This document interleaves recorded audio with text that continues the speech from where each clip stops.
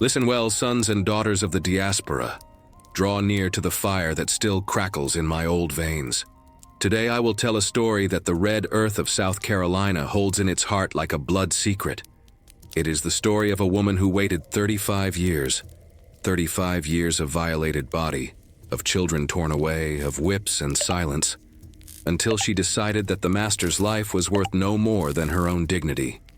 Her name was Tempie, and when she demanded, "Ah, Lord, have mercy," when she demanded, the devil himself trembled, because a daughter of Africa, even in chains, still carries the power of her ancestors. Come, sit here with me. The memory is alive, and the fire still burns. The sky cracked open like God Almighty himself was splitting the heavens in two.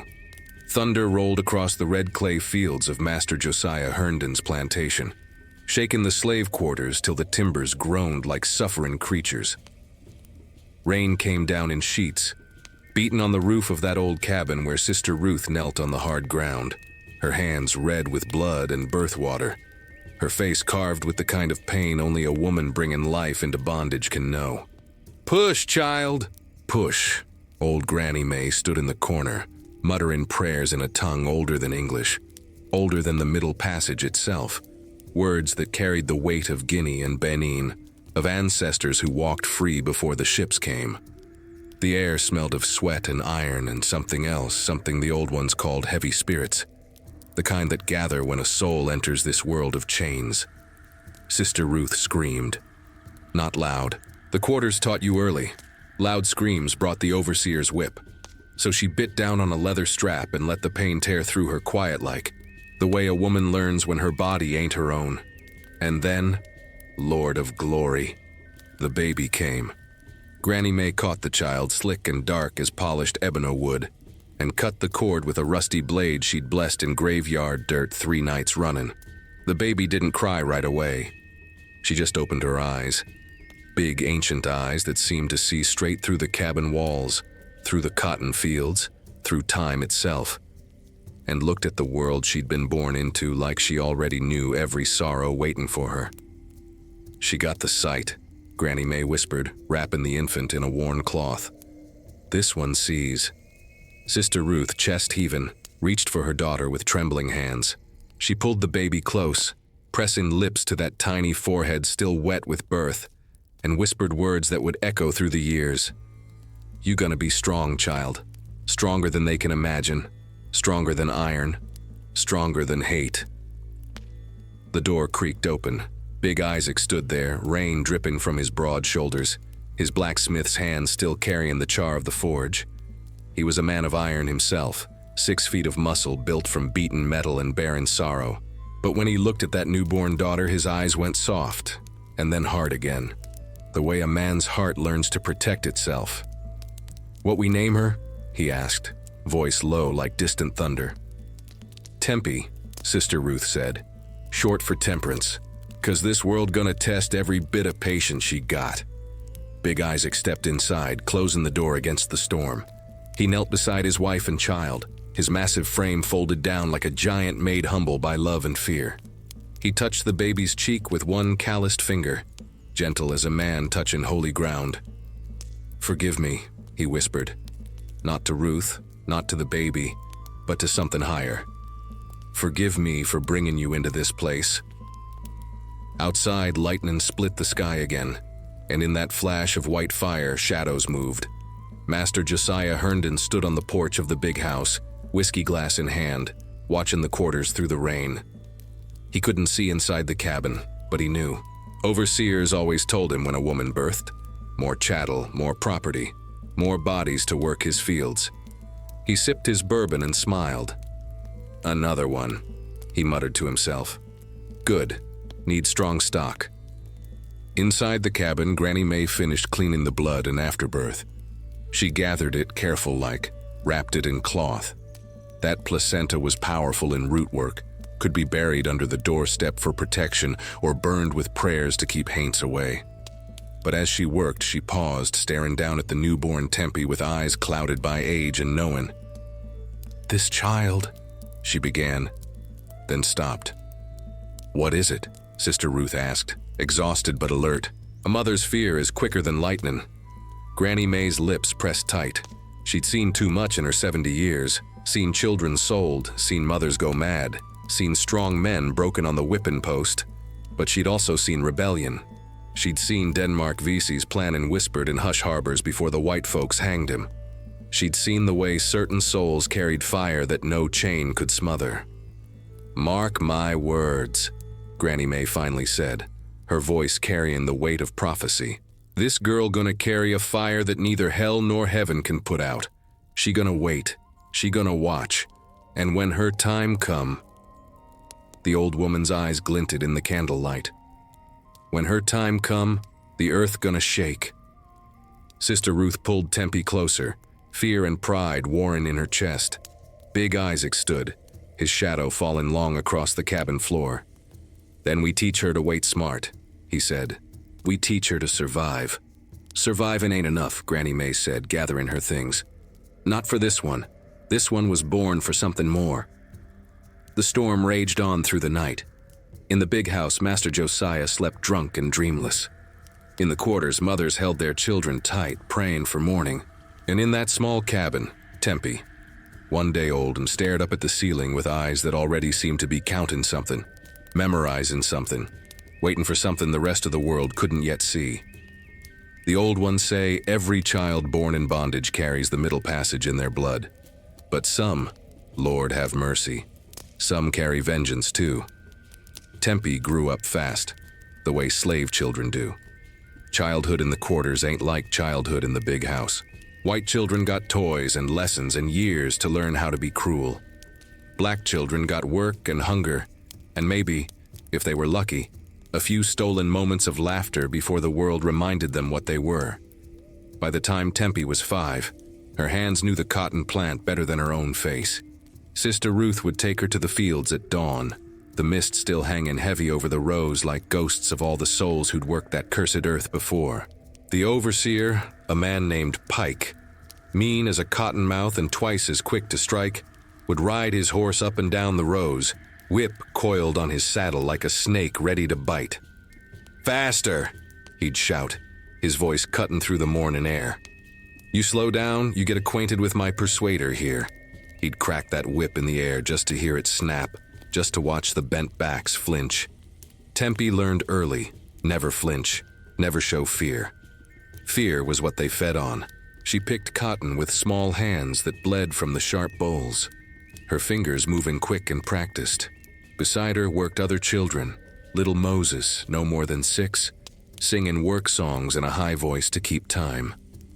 Sweet Mary, whose mama got sold to Mississippi the year before, picking silent with tears running down her face. And Solomon, a boy 2 years older than Tempie, strong-backed already from helping his daddy split wood. "Tempie," Solomon whispered one afternoon, the sun beaten down like the wrath of God, "you ever wonder what's past them trees?" He nodded toward the pine forest at the edge of the plantation, where the woods grew thick and dark.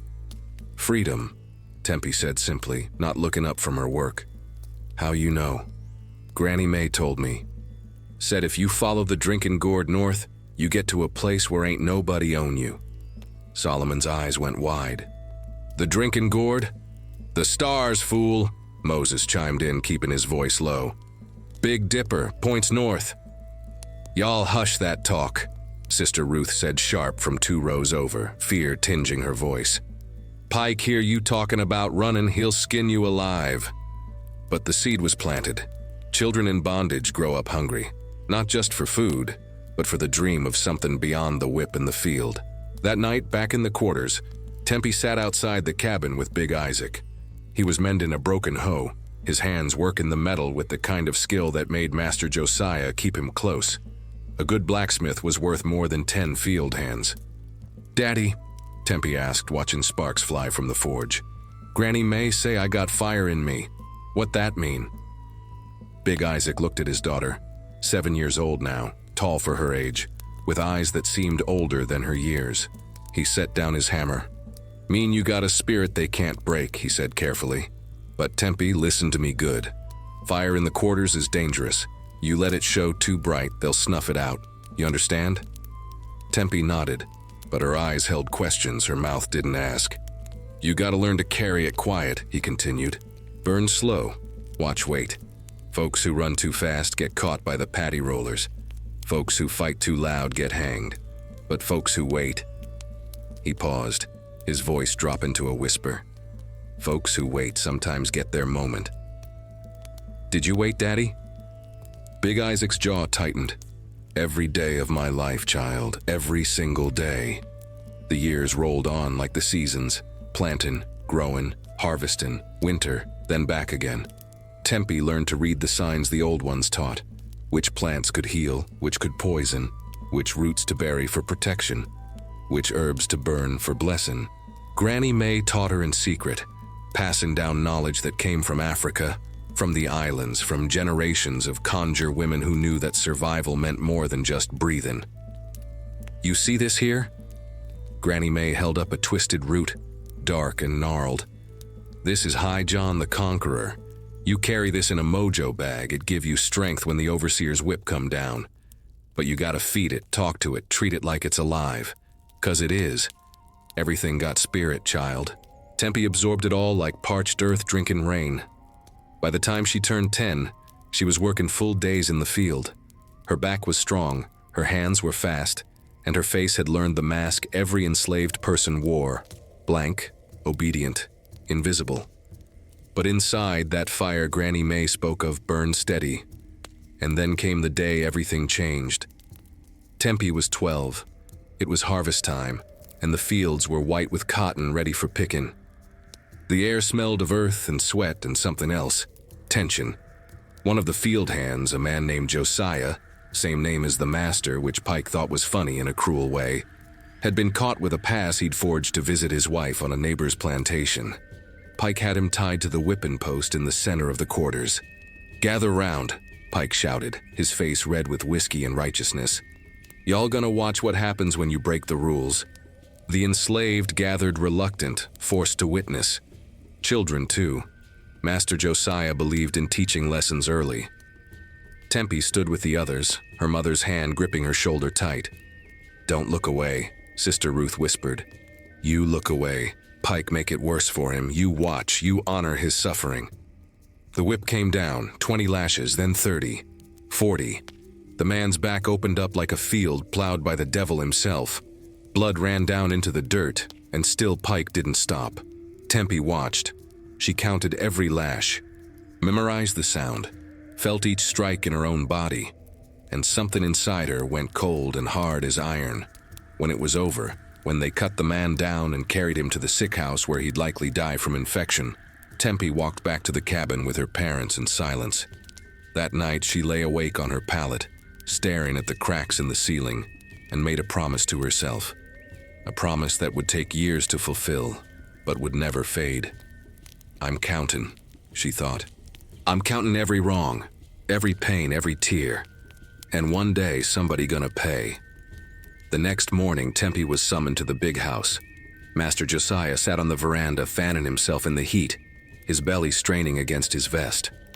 Pike stood beside him, smiling that mean smile he got when he knew something bad was coming. "This the one?" Master Josiah asked. "Yes, sir," Pike said. "Strong girl, obedient, smart enough for housework." Master Josiah looked Tempie up and down like she was livestock at auction. His eyes lingered in ways that made her skin crawl, even at 12 years old. "She'll do," he said. "Bring her inside. Mistress needs a new girl to help with the sewing and tending." Tempie felt her mother's hand tighten on her shoulder one last time before Sister Ruth was forced to let go. "Go on, child," Pike said, shoving Tempie toward the big house door. "You work inside now, you lucky." But Tempie knew better. She'd heard the whispers in the quarters about girls taken into the big house, about what happened in the rooms upstairs when Mistress went to town, about babies born light-skinned and sold away quick. She climbed the steps of that house, and with every step, the fire inside her burned colder.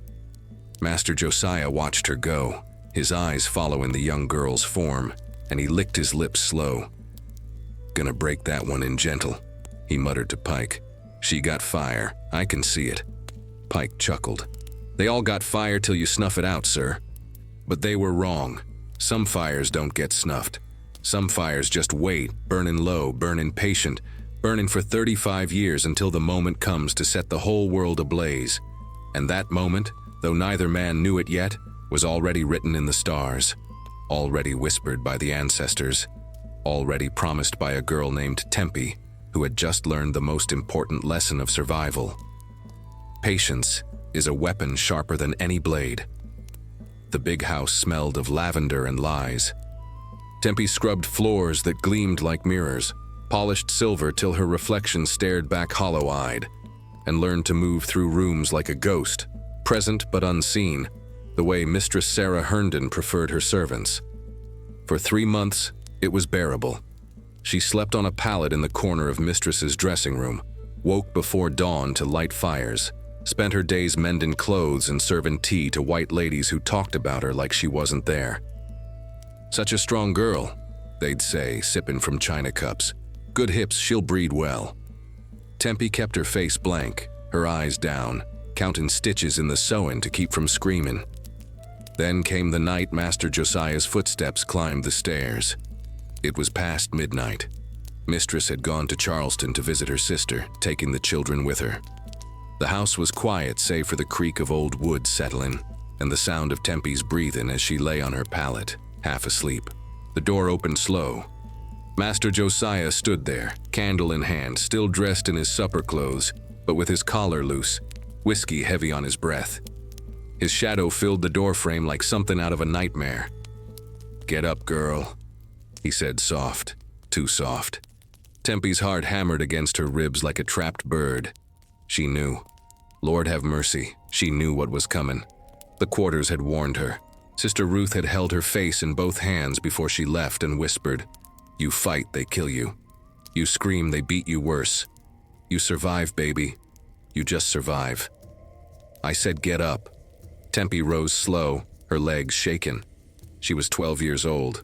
Still a child in body, but the world of bondage don't care about childhood. Master Josiah set the candle down and closed the door behind him.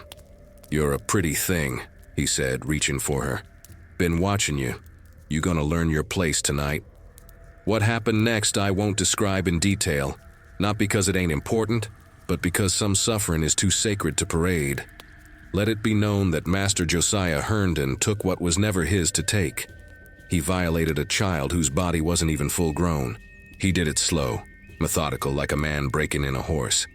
And when she whimpered in pain, he covered her mouth with one meaty hand and told her to hush. "This what you here for," he whispered in her ear. "This your purpose." Tempie learned something that night that would carry her through 35 years, how to leave her body while it was being used. She stared at the ceiling, found a crack in the plaster and counted the spider webs in the corner, counted her breaths, counted the seconds till it was over. 1, 2, 3, 4. When he finished, he stood and adjusted his clothes like nothing had happened. He picked up his candle and looked down at her crumpled on the floor, blood on her thighs, tears silent on her face. "You tell anybody," he said casual, "and I'll sell your mama down to the rice fields where the water moccasins are thick as rope. You understand me, girl?" Tempie nodded, her voice gone. "Good," Master Josiah said. "Clean yourself up. And remember, you're mine now, body and soul." He left, closing the door quiet behind him. Tempie lay there in the dark, her body screaming, her mind already building walls around what just happened. She pulled herself up slow, found a rag, cleaned the blood. Then she crawled back to her pallet and stared at that crack in the ceiling till the sun rose. And in that crack, she started a count that would last 35 years. 1, she thought. "I'll remember. I'll count every single time." And one day, the count would end, and the reckoning would begin. 9 months later, Tempie's belly swelled with child. She was 13 years old. The other house servants knew. How could they not? They'd seen it before. Sally, the cook, an old woman with hands scarred from years of hot stoves, would slip Tempie extra cornbread when Mistress wasn't looking. She never said a word, but her eyes carried a sorrow that spoke volumes. Mistress Sarah pretended not to notice, the way white women do when their husbands father children on enslaved women. She'd walk past Tempie's growing belly without a glance, her face tight as a closed fist, her silence sharper than any accusation. Master Josiah smiled. "Good breeding stock," he told Pike one afternoon on the veranda, Tempie forced to serve them lemonade while they discussed her like she was a prize mare. "That's 3/4 Mandinka blood in her line. Strong, healthy. The child'll fetch good money in a few years." Tempie's hands trembled as she poured, but she kept her face blank. Inside, something was dying, and something else was being born. A coldness that would serve her well in the years to come. The baby came in the winter of 1844, born in a drafty room off the kitchen where the house servants were allowed to birth. No doctor, no comfort. Just Sally and another housegirl named Patience, holding Tempie's hands while she pushed and screamed into a bundled cloth to keep quiet. "Breathe, child," Sally whispered. "Breathe through it. It'll be over soon." But Tempie knew it would never be over. This was just the beginning. The baby was a boy, beautiful, perfect. Skin the color of dark honey, eyes that would grow to mirror Tempie's, deep and ancient and knowing. She held him close, this child born from violence, and felt a love so fierce it terrified her. "Samuel," she whispered, naming him after her grandfather who died on the Middle Passage. "My Samuel." For 4 years, Tempie loved that boy with every breath in her body. She taught him to walk in the kitchen garden, sang him spirituals in the quiet of night, told him stories about Africa, about ancestors who walked free, about the drinking gourd that pointed north. Master Josiah watched Samuel grow with the eyes of a man calculating profit. "Strong boy," he'd say, observing how quick Samuel learned to fetch and carry. "Gonna make a good field hand." But when Samuel turned 4, a cotton planter from Mississippi came visiting, looking to buy young slaves to raise up in his workforce. His name was Cooper. He had cold eyes and tobacco-stained teeth. "That boy there," Cooper pointed at Samuel playing in the yard. "How much?" Tempie was hanging wash when she heard. Her blood went ice cold. "He's only 4, Master Josiah said, but his tone was negotiating, not refusing. "Perfect age. Train him young. I'll give you $300. 400. Deal." Just like that, a child sold like a sack of grain. Tempie dropped the wet sheet and ran to the yard, but Pike was already there, grabbing Samuel by the arm. "No!" Tempie's voice broke. Please, he's just a baby." "Get back, girl." Pike shoved her hard. She fell into the dirt. Samuel cried for his mama, reaching out small arms as Pike carried him toward Cooper's wagon. "Mama, Mama!" Tempie tried to rise, but Sally held her down, weeping herself. "Don't, child. You fight, they'll kill you both." Tempie watched her son disappear into that wagon, watched the dust rise as they drove away, heard his cries fade into the distance till there was nothing but silence and the sound of her own heart breaking into pieces that would never fully heal. That night, she returned to her pallet in the big house, and in the darkness, she pulled out a scrap of fabric, the little shirt Samuel had worn. She pressed it to her face, breathing in his smell, and whispered a promise. "I'm counting, baby. Mama's counting every wrong, and one day, I swear on my ancestors, one day this debt gonna be paid in blood." The count in her mind grew heavier, too. Violation and theft, I remember. The quarters at night were where truth lived.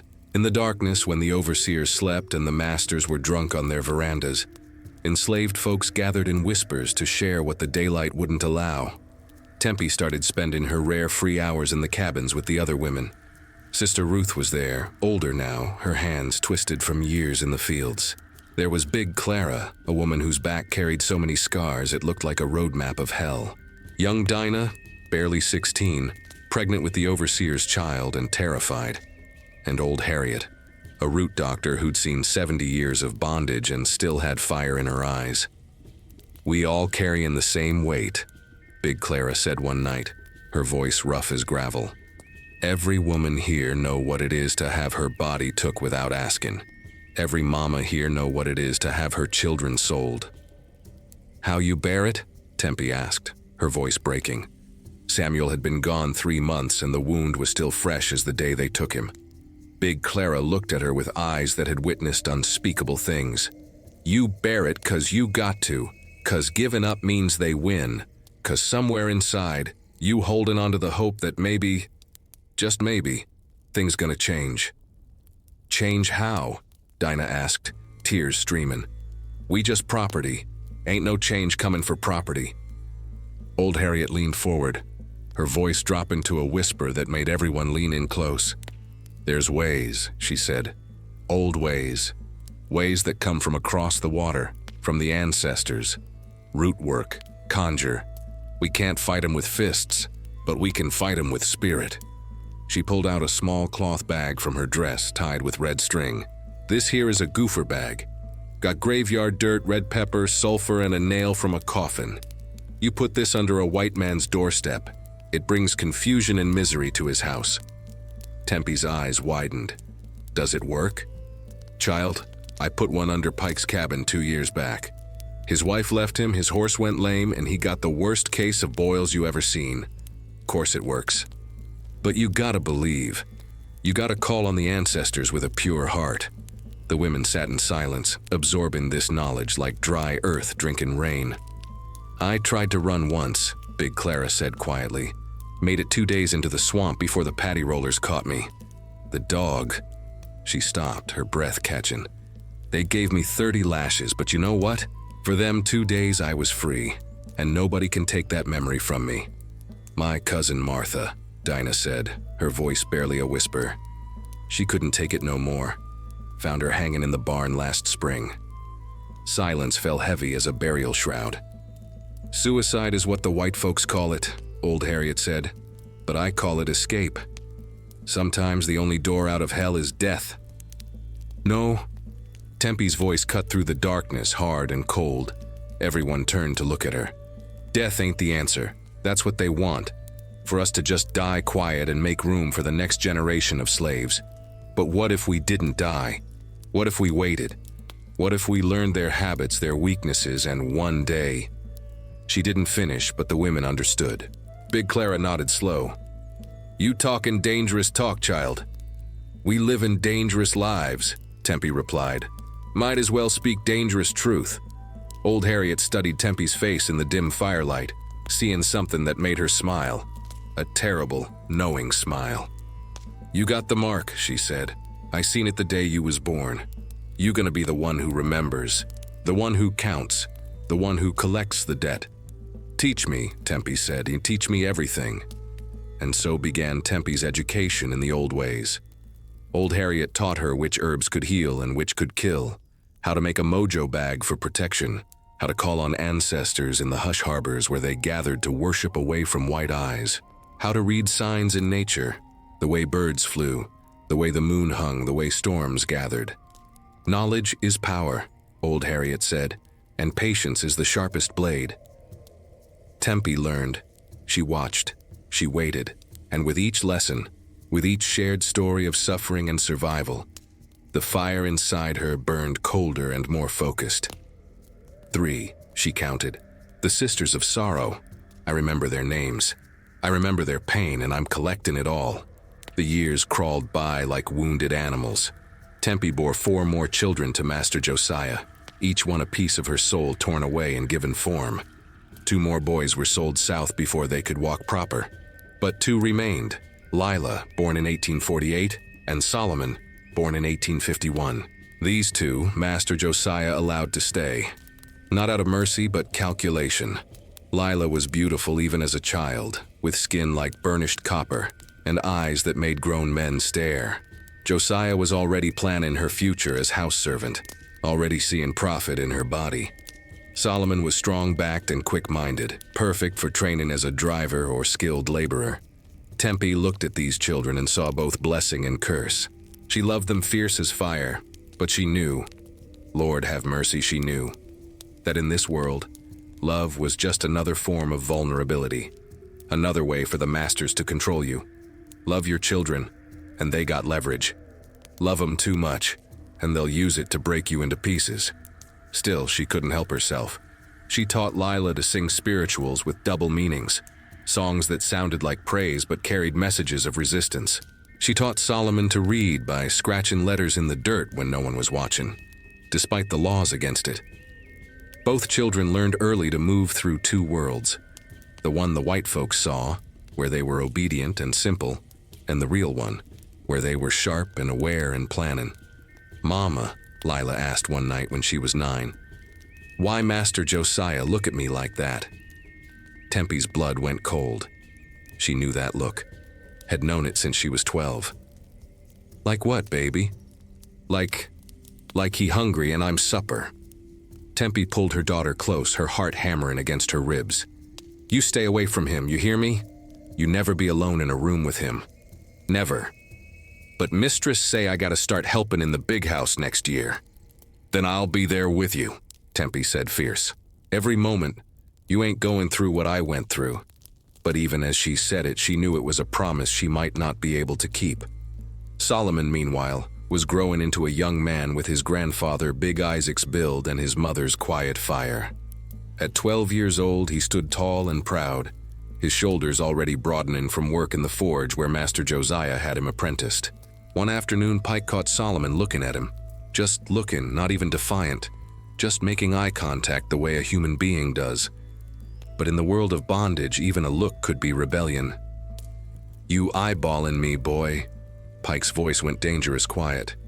"No, sir," Solomon said, dropping his gaze. I think you was looking at me like you somebody, like you equal." "No, sir, I wasn't."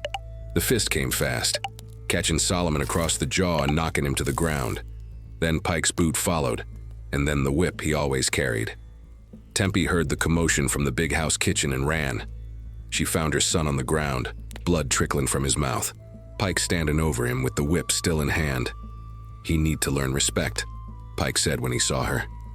Tempie wanted to kill him right there. Wanted to snatch that whip and wrap it around his throat till his eyes bulged and his face went purple. But she'd waited 17 years already. She could wait longer. "Yes, sir," she said, her voice flat. "I'll teach him better." That night, she tended Solomon's wounds with herbs old Harriet had given her. She washed the blood gentle, applied poultices to the welts, and sang soft while he cried from the pain and humiliation. "It ain't fair, Mama," he said through gritted teeth. "I ain't done nothing. Fair don't exist in bondage, baby. Fair is something white folks invented for themselves." "Then what do exist?" Tempie looked at her son, this child born from violence who somehow carried light in his eyes despite everything. "Survival," she said, "and justice. Sometimes they the same thing. Sometimes they different, but both require patience. How much patience? However long it takes." The next month brought worse news. Master Josiah sat at his desk, going through his account books, calculating debts and profits. He'd been losing money at cards, and the plantation wasn't producing like it used to. He needed cash. "That boy Solomon," he said to Mistress Sarah at dinner. Tempie standing in the corner serving. "He's getting to prime age. Might fetch $1,500 in Savannah." Tempie's hands shook so hard she nearly dropped the serving dish. Mistress Sarah glanced at her, then back at her husband. "He's a good worker. Are you certain?" "Money's money, woman, and we need it." That night, Tempie couldn't sleep. She lay on her pallet staring at the ceiling, her mind racing. They'd taken Samuel. They couldn't take Solomon too. She wouldn't survive it. 4, she counted. The threat to my son, the calculation of his worth. "I'm remembering, I'm counting, and the debt is growing too heavy to forgive." She thought of old Harriet's lessons, thought of the roots and herbs hidden in her quarters, thought of the ways a patient woman could make a man suffer slow before he even knew he was dying. The reckoning was coming, not today, not tomorrow. But it was coming sure as the sun rises, sure as the ancestors watch, sure as blood calls for blood. The year was 1861, and the world was shifting like earth before a quake. News traveled slow to the plantation, but it traveled, whispered in the quarters, carried by peddlers and travelers, sung in coded spirituals that the white folks thought were just simple praise songs. "War coming," Big Isaac told Tempie one evening at the forge. He was older now, His back bent from years of labor, but his eyes still sharp. Lincoln got elected. South don't like it. They talkin' secession. What that mean for us? Tempie asked, though she already knew. Hope was dangerous in bondage, but it crept in anyway like water through cracks. Mean maybe freedom, or maybe just different chains. Master Josiah felt the tension too. He drank heavier, his temper shorter than Pike's whip. The plantation tightened like a fist. More patrols, stricter rules, harsher punishments for the smallest infractions. The white folks were scared, and scared white folks were the most dangerous kind. Some enslaved people started running. A field hand named Ezekiel disappeared one night, following the drinking gourd north. 2 weeks later, paddy rollers brought back his body torn by dogs and barely recognizable. They hung what was left of him at the edge of the quarters as a warning.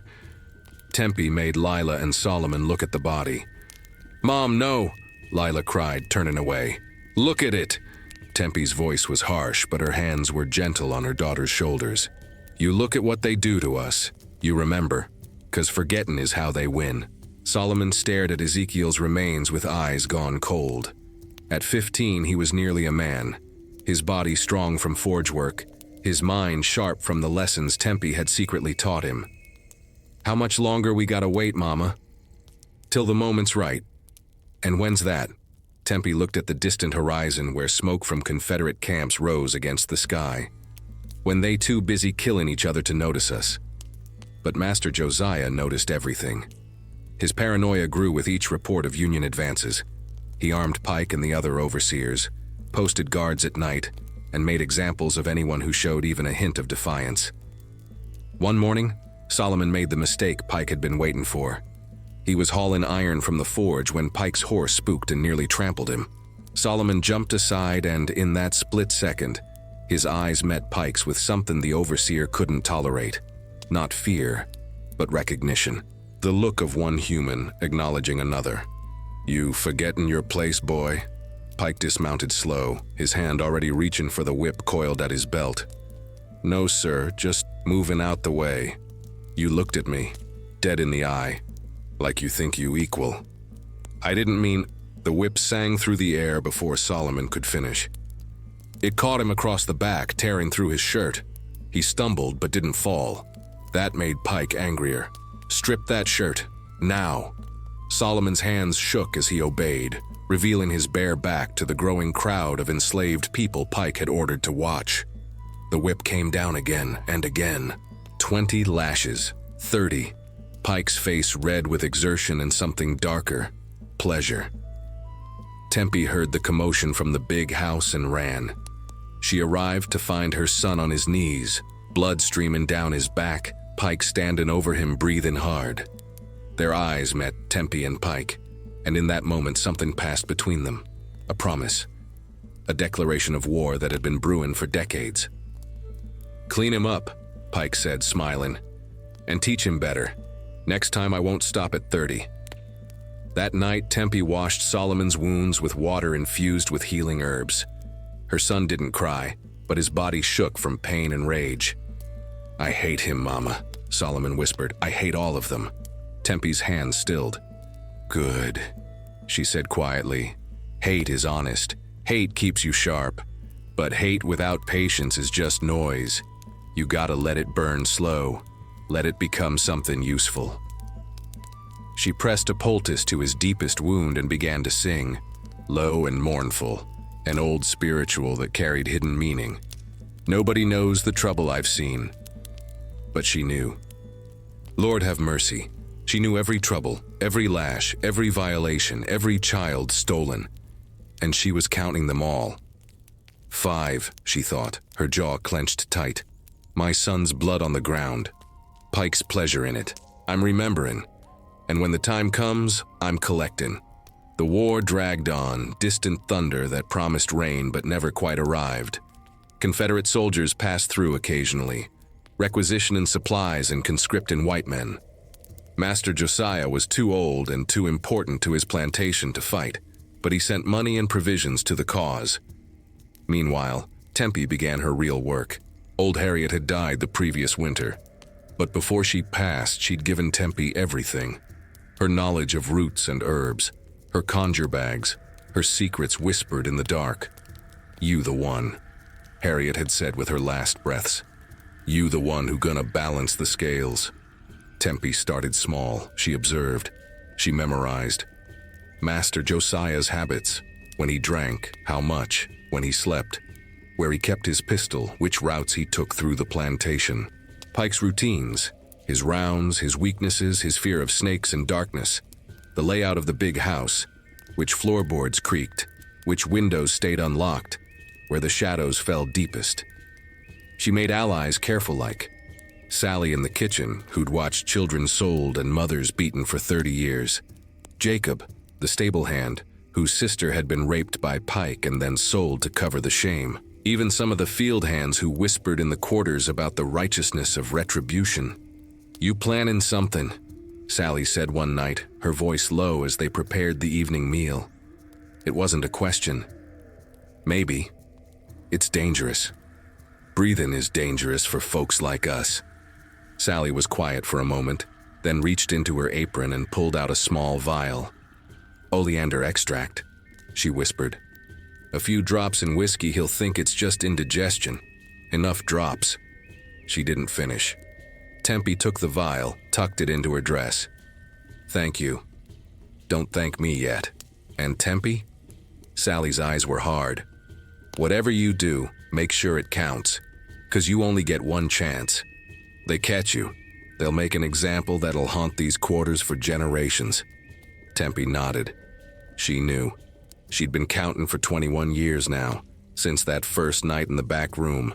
21 years of violations, of watching her children grow up in bondage, of seeing Solomon's back torn open and Lila's eyes grow fearful as she approached womanhood. But patience was her weapon. And now, with war providing distraction and chaos, the moment was ripening. Then came the news that turned everything urgent. Master Josiah sat at his desk one evening, Tempie serving him brandy, when a letter arrived from a cotton broker in Mobile. She wasn't supposed to read. Enslaved people weren't supposed to know letters. But Tempie had taught herself years ago by studying the Bible mistress kept on her dresser. She glimpsed the letter over Josiah's shoulder. "Will pay top dollar for strong young buck, preferably trained in skilled trade. Have buyer in Cuba looking for blacksmith." Cuba, across the ocean, a distance from which no enslaved person ever returned. That night, Tempie didn't sleep. She sat in the dark of her small room, the oleander vial in her hand, weighing options. She could dose his whiskey tonight, watch him sicken and die over weeks. But what if they suspected? What if they blamed Sally or Jacob or someone else? No, it had to be perfect. It had to be timed when suspicion would fall elsewhere. It had to send a message not just to Josiah, but to every master who thought black bodies were his to use and discard. She thought of Solomon's back, of Samuel's cries as they took him, of Lila's fearful eyes, of her own body, used and abused for 2 decades. 6, she counted. The plan to sell my son across the ocean, to a place where even hope can't reach. Tempie made a decision that night. She buried the oleander vial in a cloth bag with graveyard dirt in her own hair, whispering a prayer to the ancestors. "Give me clarity. Give me timing. Give me the moment when justice and survival meet." Then she lay down and stared at the ceiling, counting cracks until dawn, her mind already building the architecture of vengeance that would take 14 more years to complete. Because Tempie had learned the hardest lesson of all: some debts take a lifetime to collect. But collect them she would. Every single one. 3 months later, Tempie made her first attempt. It was autumn of 1862, and the war had turned bloodier. News came of thousands dead at Sharpsburg, and Master Josiah drank heavier than ever, his hands shaken when he poured his evening whiskey. Tempie watched, waited, and one night when Mistress Sarah had taken to her bed with headache and the house was quiet save for the ticking of the grandfather clock, she made her move. The oleander extract went into his decanter, just 3 drops like Sally had instructed. Not enough to kill quick, but enough to sicken slow. Make it look like dysentery or fever, something natural, something the war brought. For a week it worked. Master Josiah took ill, stomach cramps, vomiting, weakness that kept him in bed. The doctor came, prescribed laudanum and rest, said it was probably the stress of war and bad food. Tempie served him broth and watched him suffer with a face that showed only concern. Inside, she felt nothing, no guilt, no satisfaction, just a cold calculation of whether 3 drops had been enough. It hadn't been. After 2 weeks, he began to recover. His constitution was stronger than she'd anticipated, or perhaps the ancestors weren't ready yet. Either way, Master Josiah survived, and worse, he suspected. "Someone tried to poison me," he told Pike one morning, his voice weak but certain. "I can feel it." Pike's eyes narrowed. Who? Could be anyone. Yankees got sympathizers everywhere, even in the quarters. Pike gathered the enslaved people the next day, made them stand in rows while he paced back and forth with his whip, his face twisted with suspicion and rage. "Master Josiah was poisoned," he announced. "Someone in this plantation tried to kill him, and we gonna find out who." Silence heavy as death settled over the crowd. Pike pointed at Jacob, the stable hand who'd helped Tempie with information. You been acting strange."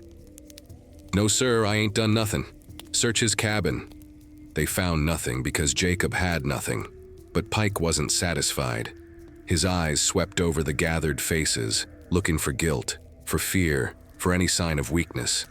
They landed on a young field hand named Thomas who'd been caught stealing food the month before, already marked as a troublemaker, already on Pike's list.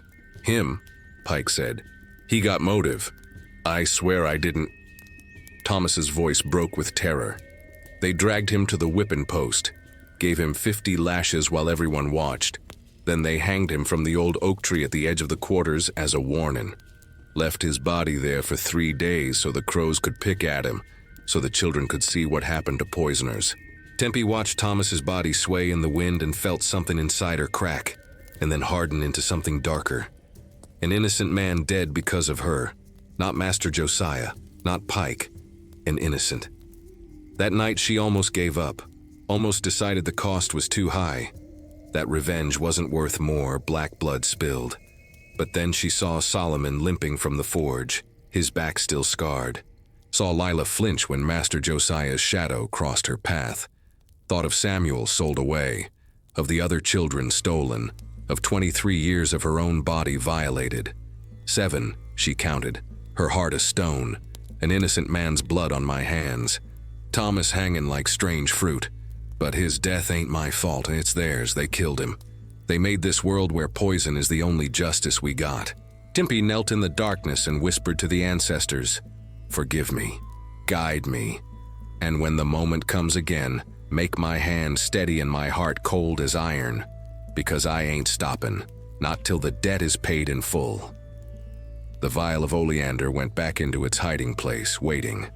And Tempie went back to serving Master Josiah his meals with a smile that didn't reach her eyes, counting days and gathering strength for the reckoning that was still to come. The year was 1864. Lila was 16 years old, beautiful as morning light on water. And Tempie saw the way Master Josiah looked at her daughter now. The same hungry look he'd given Tempie 32 years before when she was 12. Tempie tried everything to keep them apart. Volunteered for extra duties that would keep her in the big house. Made sure Lila was never alone with him. Taught her daughter to move like a shadow, to make herself invisible, to never meet his eyes. But on a plantation, there was nowhere to hide. It happened on a Tuesday evening in late summer. Mistress Sarah had gone to Columbia to visit her ailing mother. Master Josiah sent Tempie to town with Pike to fetch supplies. A deliberate separation. When they returned 3 hours later, Tempie knew immediately. She found Lila in the kitchen, scrubbing her arms raw with lye soap, her dress torn at the shoulder, her eyes empty as windows in an abandoned house. "Baby?" Tempie's voice cracked. "Baby, what happened?" Lila didn't speak, just kept scrubbing, her hands moving mechanical, her breath coming in short gasps like a wounded animal. Sally stood in the corner, tears streaming down her wrinkled face. "He called her to his study," she whispered. "Said he needed help moving books when she came out." Sally couldn't finish. Tempie pulled her daughter into her arms, but Lila's body was rigid, unresponsive. "Look at me," Tempie said, gentle but firm. "Lila, look at Mama." Slowly, Lila's eyes focused, and in them, Tempie saw her own past reflected, the violation, the shame, the death of innocence. "I tried to fight," Lila whispered, "but he was too strong, and he said if I told anyone, he'd sell Solomon to the Deep South where they work you to death in 2 years. Rage flooded through Tempie like fire through dry grass. Not the hot rage that burns quick and dies, the cold rage that calculates, that plans, that waits for the perfect moment to strike. "How long?" Tempie asked, though she already knew the answer she feared. "This was the first time." Lila's voice was small. "But he said he'd been waiting for me to ripen. Said I was his property, just like you. Just like you." Those 3 words shattered something in Tempie that had somehow remained intact through decades of suffering. She could bear her own pain, had learned to swallow it like bitter medicine, to count it and store it for later reckoning. But watching her daughter's spirit break the same way hers had broken, that was the moment Tempie stopped counting years and started counting days. She held Lila through the night, singing spirituals soft and low while her daughter finally cried. She washed her with warm water and healing herbs. She braided her hair the way Lila loved when she was small. And she made a promise that she whispered into the darkness like a prayer to the ancestors. "He touched you once, baby. He ain't never gonna touch you again. Because before he get the chance, I'm gonna kill him. I swear on my mama's grave, on my own soul, on every ancestor who died in chains, I'm gonna kill him." Lila looked up at her mother with eyes that were no longer empty but burning. "Mama, if they catch you, then they catch me. But at least you'll be free of him." "How?" Tempie's jaw set hard as iron. "I've been waiting 32 years. Learning, planning. I know his habits, I know his weaknesses. And I know..." She paused, her voice dropping to barely a whisper. "I know the war is almost over. Yankees are coming closer. Everything is chaos. And in chaos, people die and nobody asks too many questions." Sally stepped forward from the shadows where she'd been standing. "I'll help," she said. "Whatever you need." Jacob appeared in the doorway. "Me too. He took my sister. He beat my brother to death. I'll help you send him to hell." Others began to gather. Quiet, determined faces emerging from the darkness. All of them carrying their own counts. All of them waiting for someone brave enough to act. Tempie looked at them and saw her army.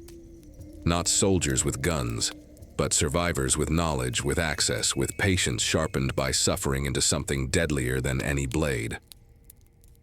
8, she counted one last time. My daughter violated, the cycle repeating.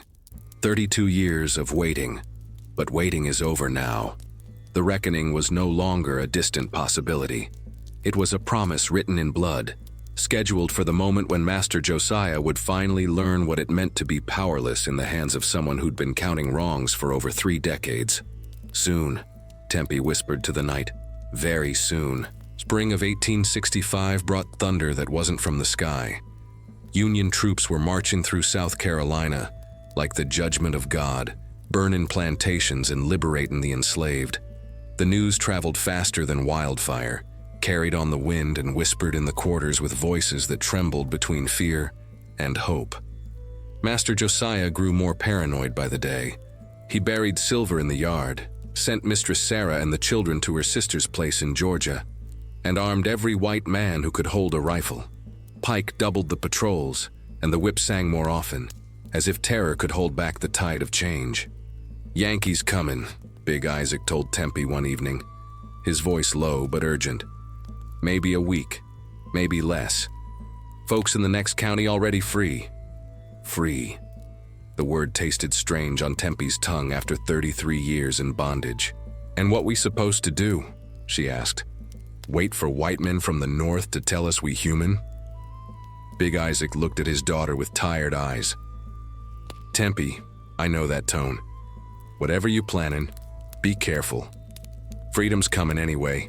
Don't throw your life away now when we this close. But Tempie wasn't interested in freedom that came from outside. She wanted the freedom that came from inside.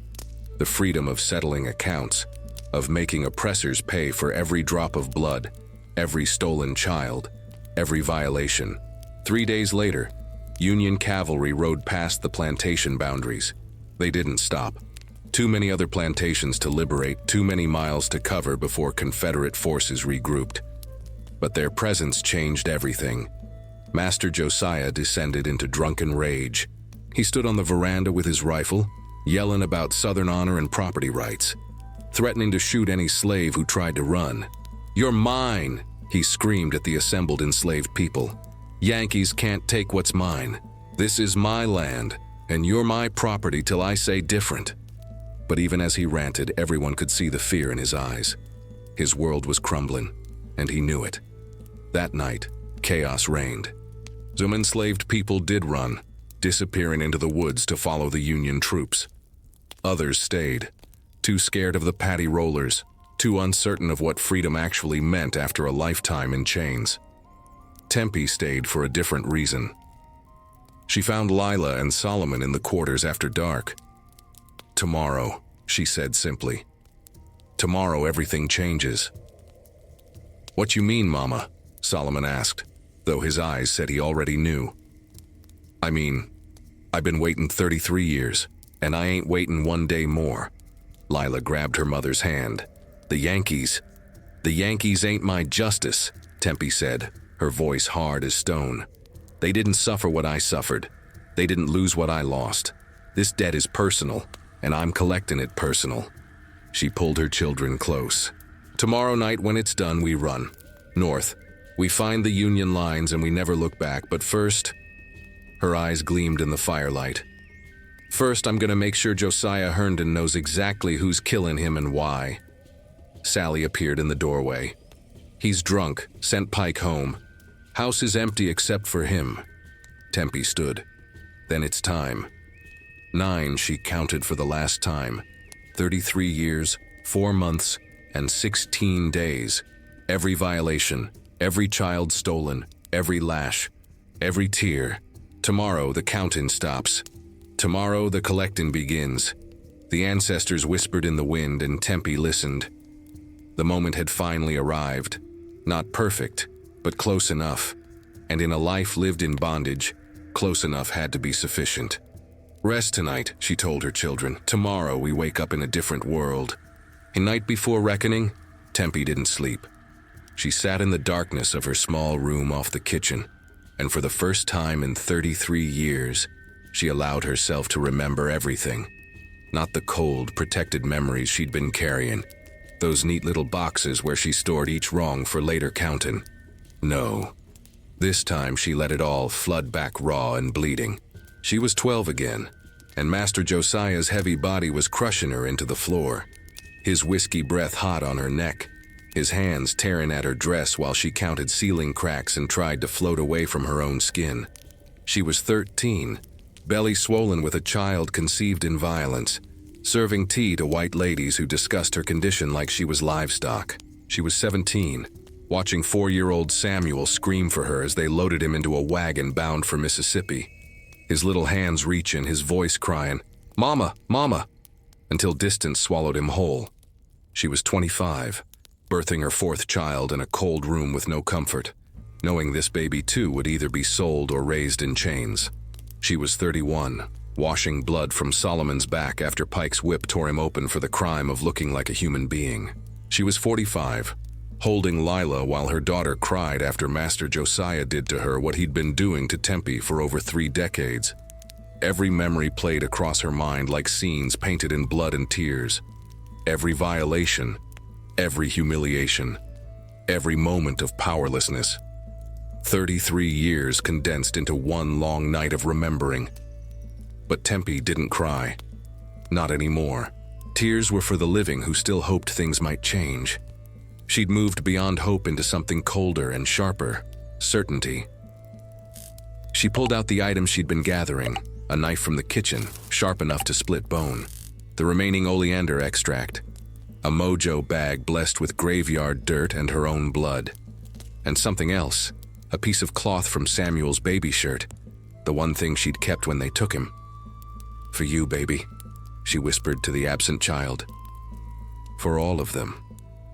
She thought about old Harriet's teachings, about how justice in the spirit world required balance, about how blood called for blood, about how the ancestors watched and waited for those brave enough to settle the accounts that the law never would.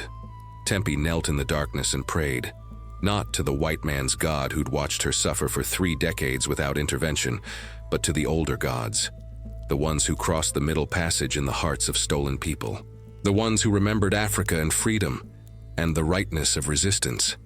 "Give me strength," she whispered. "Guide my hand.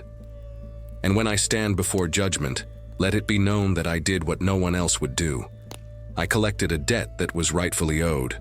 She thought of Master Josiah, probably passed out drunk in his study right now, snoring in his leather chair while the world he built on black suffering crumbled around him. He'd live through the night, but tomorrow he would learn that 33 years of patience could sharpen a woman's rage into something more deadly than any weapon the Confederacy ever forged. 10. She counted one final time. The sum total of suffering, the weight of every wrong. Tomorrow I stop counting and start collecting. Tomorrow Josiah Herndon pays his debt in full. Dawn was still hours away, but Tempie could already feel it coming. The moment she'd been building towards since she was 12 years old, lying violated and broken on a cold floor. The moment when the powerless would finally hold power, when the enslaved would become the judge, when 3 decades of silence would explode into one perfect act of justice that no law could provide. She stood, checked her supplies, and waited for the sun. The next evening came with heavy clouds and the smell of rain. Master Josiah sat in his study, half a bottle of bourbon already gone, staring at ledgers that no longer mattered. His plantation was dying. His world was ending, and he knew it. Tempie entered quiet as a spirit, carrying his evening meal on a tray. She'd prepared it herself: roasted chicken, potatoes, cornbread. And in the bourbon decanter she was about to refill, she'd added something extra. Not enough oleander to kill quick, just enough to slow him down, make him weak, make him vulnerable. "Your supper, Master Josiah," she said, her voice the same obedient tone she'd used for 33 years. He looked up at her with bleary eyes. At 47 years old, she was still handsome. Tall, strong-backed, with gray threading through her hair. He'd taken her youth, her body, her children, and now she stood before him one last time, invisible as always.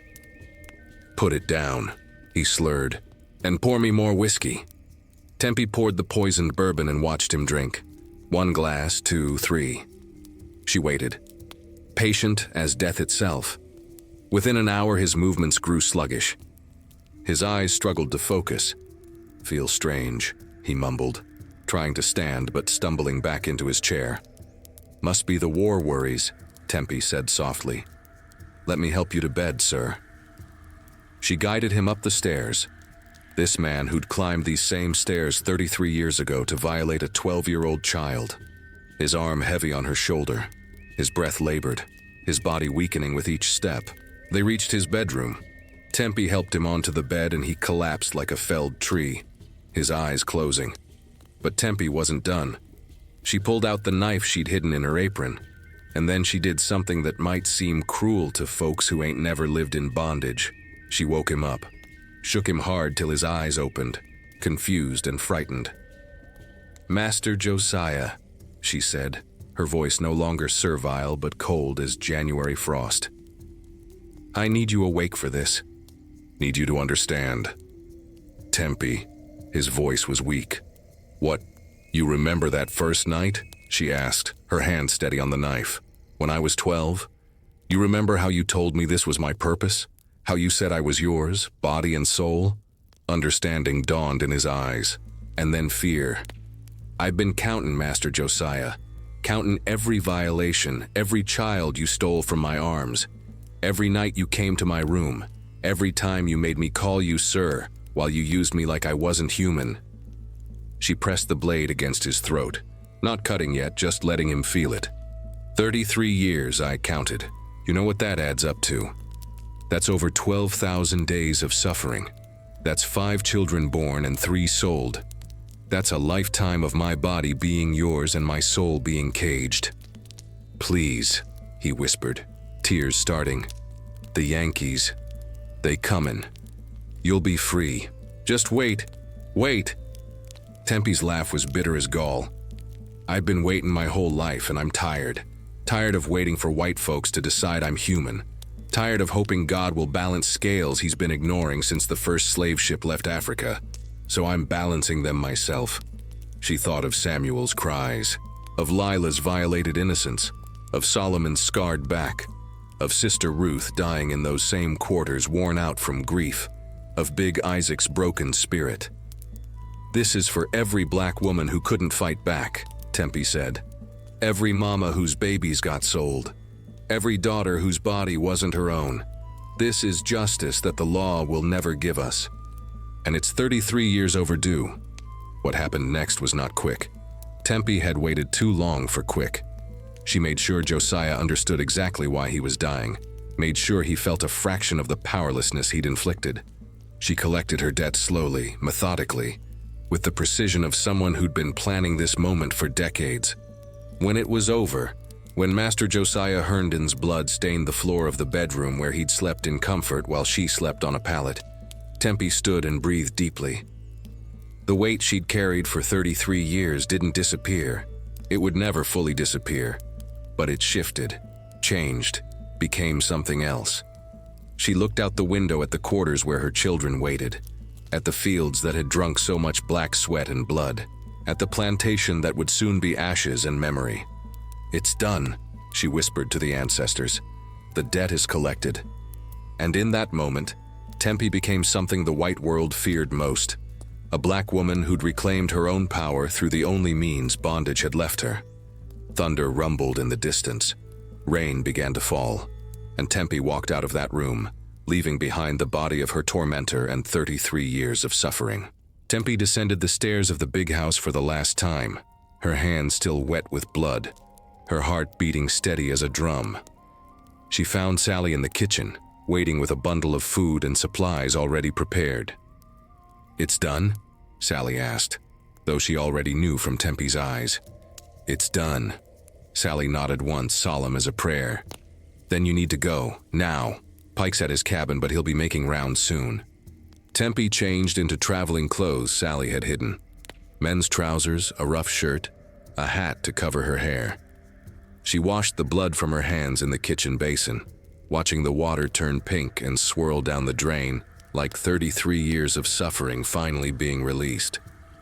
"Thank you," Tempie said, embracing the old woman who'd witnessed so much pain in this cursed place. "Don't thank me," Sally whispered. "Just live.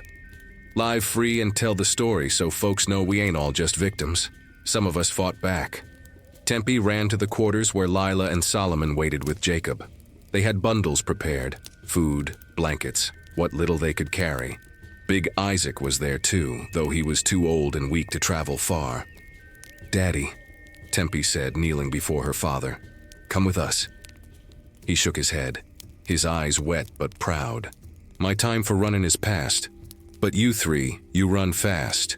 You run north till you find the Yankees and you don't never look back." "What about," Solomon started. "Master Josiah won't be looking for nobody," Tempie said simply. "Trust me." Understanding passed between them. Solomon's eyes widened, but he nodded.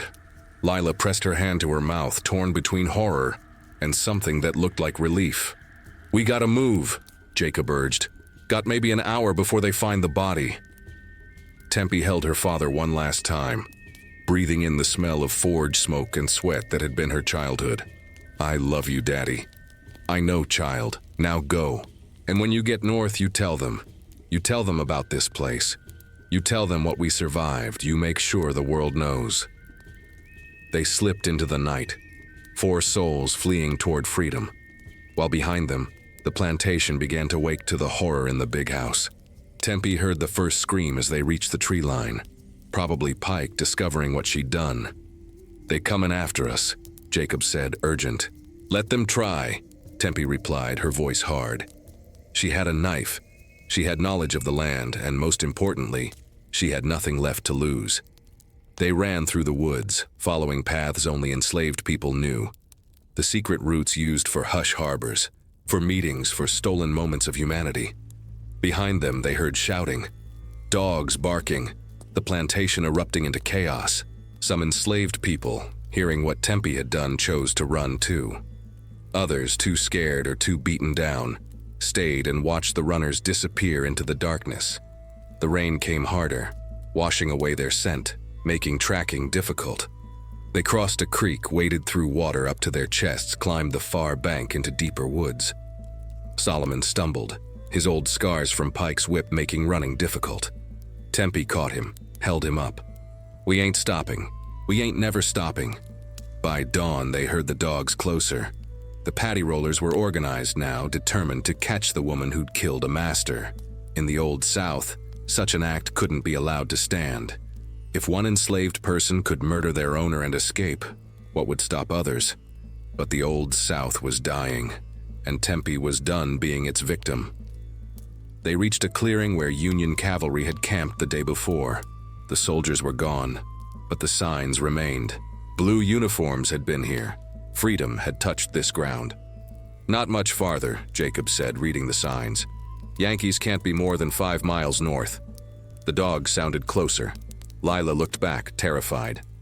"Mama, they gonna catch us." Tempie pulled her daughter close. "Then let them find us on free soil. Let them find us where their laws don't reach no more." They ran harder, desperation giving them strength.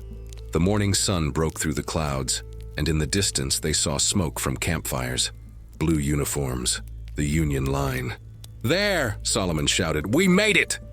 But behind them, Pike's voice rang out. "Stop or we shoot!" Tempie turned, standing between her children and the men who'd tormented them for a lifetime. She saw Pike on his horse, rifle aimed, 5 other white men with him, all of them ready to kill to preserve a world that was already dead. "You got one choice," Tempie called back. "Turn around and go home, or cross this line and explain to them Yankees why you're hunting free people." Pike's face twisted with rage. But he saw the Union camp ahead, saw the soldiers starting to take notice, and he knew. The old world was ending, and he couldn't stop it. "This ain't over," he snarled. "Yes, it is," Tempie said. "Everything you knew is over. And I'm the one who helped end it." She turned her back on him, the most radical act of defiance a formerly enslaved person could make, and walked toward the Union lines with her children, toward a future that was uncertain, but finally theirs to shape. 20 years after the war ended, Tempie sat on the porch of a small house in Philadelphia, her hair white as cotton, her hands gnarled from years of freedom's labor. Hard work, yes, but work she chose, work she was paid for, work that belonged to her. Around her gathered her grandchildren, Lila's 3 daughters and Solomon's 2 sons. Young faces eager for stories, too young to remember bondage but old enough to need to know. "Tell us again, Grandma," the youngest girl said. "Tell us about the plantation." Tempie looked at these freeborn children and saw the future she'd fought for. They would never know auction blocks or whipping posts, would never be property, would never have their bodies violated or their children stolen. "It was a time of great suffering," she began, her voice still strong despite her years. "A time when our people were treated like animals, when masters thought they owned not just our bodies, but our very souls." She told them about Sister Ruth and Big Isaac, about the quarters and the fields, about the spirituals that carried secret messages and the root doctors who kept the old ways alive. She told them about Samuel, sold away at 4 years old, whose fate she never learned, about the others scattered to the winds of slavery. "But Grandma," Solomon's oldest boy asked, "how did you survive it?" Tempie was quiet for a moment, her eyes distant. "I counted," she said finally. "I remembered every wrong, and when the time came, I settled the account the only way I could. She didn't tell them the details. Some things were too heavy for young shoulders. But she told them the truth. That sometimes justice doesn't come from courts or governments or waiting for oppressors to grow a conscience. Sometimes justice is something you have to take with your own hands. "You killed him," Lila said softly. She was sitting nearby, her own hair graying now. "You actually killed Master Josiah." "I did," Tempie said without shame. "And I'd do it again. Because some debts can only be paid in blood, and some wrongs are too deep for forgiveness." The children's eyes were wide. This wasn't the kind of story they heard in school or church. This was the raw truth of resistance, of a woman pushed past endurance who decided her dignity was worth more than her life. "Were you scared, Grandma?" the youngest asked. Tempie smiled, a hard smile, but not without warmth. "Every day of my life in bondage, I was scared. But there came a day when I decided that fear was less important than justice, that surviving wasn't enough if I had to survive without my soul intact." She looked at each grandchild in turn. "Remember this, they tried to break us. They tried to make us forget we were human. But we remembered. We kept our stories alive. We passed them down like sacred fire from generation to generation." The sun was setting over Philadelphia, painting the sky in shades of orange and purple. Tempie felt her years heavy on her bones, knew her time was coming to an end. But these children, these free children, they would carry the memory forward. "The world wants to forget," she said, her voice dropping to that old storytelling cadence, that rhythm of the quarters and the hush harbors. "Wants to smooth over the rough edges, make it all seem distant and done. But it ain't done. Not till every story is told. Not till every name is remembered. Not till every child knows the price our people paid for freedom." She stood slowly, her grandchildren helping her. She looked out at the free city, at the street where black folks walked without passes, where children played without fear of being sold. "Who suffered, suffered," she said, her voice carrying the weight of testimony. "Who resisted, left memory. And memory, Lord have mercy, memory we guard with our lives, in our hearts, in the stories we tell on porches like this one." She turned to face her grandchildren, her eyes still fierce despite her age. "You are the proof that we survived, that we resisted, that we won, not because the North defeated the South, but because we refused to let them kill our spirits, even when they owned our bodies." The youngest girl hugged her grandmother tight. "We'll remember, Grandma. We promise." Tempie held the child close, and in that moment she felt the presence of all those who didn't make it. Samuel somewhere in Mississippi, Sister Ruth in an unmarked grave, Big Isaac buried in that cursed red clay, all the sisters of suffering who died in bondage. "Then my work is done," she whispered. "The story is told. The memory is past." She sat back down in her rocking chair and began to hum an old spiritual, one that had sustained her through 33 years of waiting and 20 years of freedom. Her voice was weathered but strong, carrying across the evening air like a bridge between past and present, between suffering and survival, between bondage and freedom. The children listened, and in listening they became keepers of the flame. The story of Tempie would not die. It would echo through generations, a reminder that resistance takes many forms, that justice delayed is not justice denied if someone is brave enough to collect the debt. As the stars came out over Philadelphia, Tempie closed her eyes and smiled. She had waited 33 years for justice. She had taken it with her own hands. She had survived to see her children and grandchildren born free.